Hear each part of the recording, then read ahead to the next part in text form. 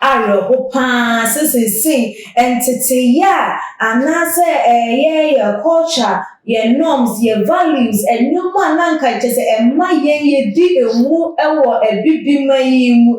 a chese dane da dodo na epu ebebehwe eye Ghana oman a etisi enam womo enyoma womo dane die ni womo emmagunu no sede womo esi efa womo esi efa womo fama ewo enyoma bi hu womo ntadi hyem no nyoma na ekamia papa yesese sedie ya hwere eye sa nyoma ni nyina obu ananka yebu eye wo man no eni ni dia na yede ema eye wo man no sese no die aboyen ti se de jonso abo akokọ eno esanse sese ye mabunu na yede yeni esi wo eso na se mabunu na ye wo rehwemu bi ewo wo eso se wo ene dache ehine ye dache penifo dache titru dache president dache minister dache ahemfo wo mo se ye betimi aka se ye ni wonu mu ana se nini ababebeto yen a wo emu na ebetimi agina ya na mu amade na nka ye hwehwe se wo man betimi aduru no se no e de abusuafo areko esanse sa ye dache no ekame akwa ye se ya hwiri eye ni nyina ye ni bi ai me ka kwa so se Ghana yenya dache papa bi ewo enchirima na sese wo mo eba no eso yenka se wo mo nyina o de bi mamo ji ya no evansi boni ebinom ne ya ebinom dan ne die esu ne ban ebinom dan ne die wo montin so anka enoma nanka enka ne ya de a efere enoma nanka enka ne ya de chese enya de se ubetimi ehu no wo se nipa eye wo bedweme no na ekoso ene de video bi abepiemo ewo mepuno esuna video ni mu wo hwe eye oba ne abrantie agese wo edapu mu efifi wo mo ano na busuafo se bi mo nimu a empaso bra ye di no wo mpaso agese enya de se ye betimi ba be di no wo biaye bia no se die pu mu ena ye mabunu no wo exhibit wo bed skills empaso skills no Pumo ena womo exhibit ewo mo abomu je abraya ni abranti bi akwakọ de pumu na womo efo womo a womo ni bu womo eye dwe ba ku sim to the sense says womo hunu ye mpo se tese ye ntwa womo mpo tese anya womo ni bu anya womo fere anya tese empusu womo bibia nka womo se ndabi tese dia bebe so ye du no se wunya uzo bi kutafo na wo twa wo bitimi wa betu social media so nti wan hwa ebetimi agu no ebedu maybe mentimi nya adwuma nye no o man gen san no ma we nyina ewo agese wo mo ejeja eye wo mo hu esana ebusuafo arekopa eye me kasa arewo a wo ye badwemba no wonim de meka ede akwakwa kosina mo engo hwe video no embranye ba ebeto aso Joma. Like any kind of thing.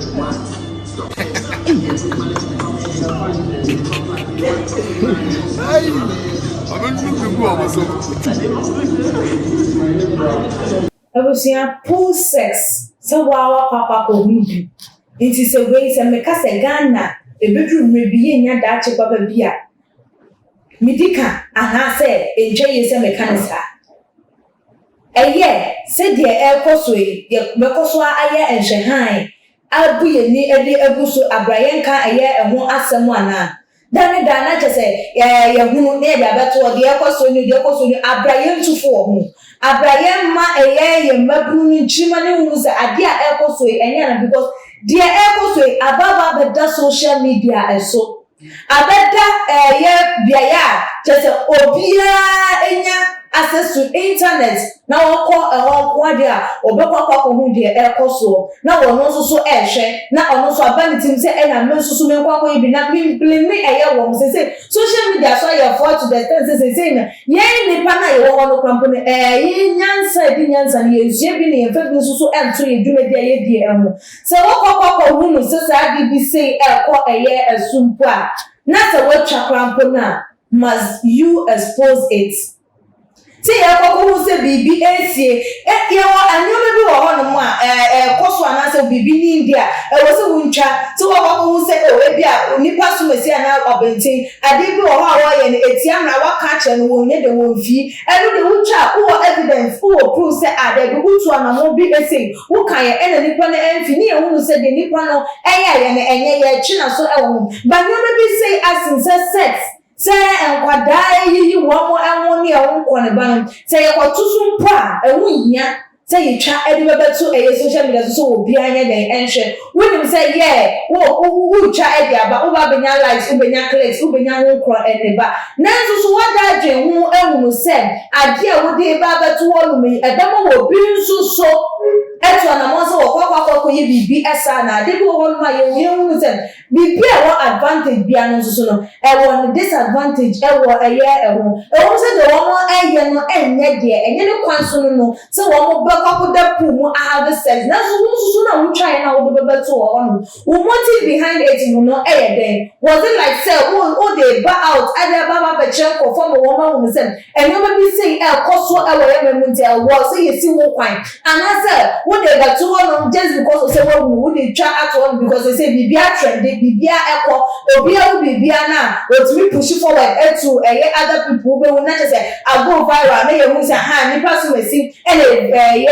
making such a video of this that is what they more clicks now they know musica motive behind aya nyoma aya na aya den yenya aya a good purpose on whatever we post and also whatever we bring out na e na so mama ya won say no yenya aya that change man yenya betina mo man no so every sample so ye person ye de ye do e prayer pen for binum every one emoji say dey be ya o man ye betima fa no to my perfect ni na ejina ejuma no eso ye die edi enti say ye ya pray ye die no dia ma ye ne so ye toto ye brabo ne ye no ma ase ede a na so o me yi ebetimi enyenyi na so papa ebi because wo be nya wo bia wo no on farisi wo gine bedwam have sex there na just any person we see wo be ye minister wo be ye MPP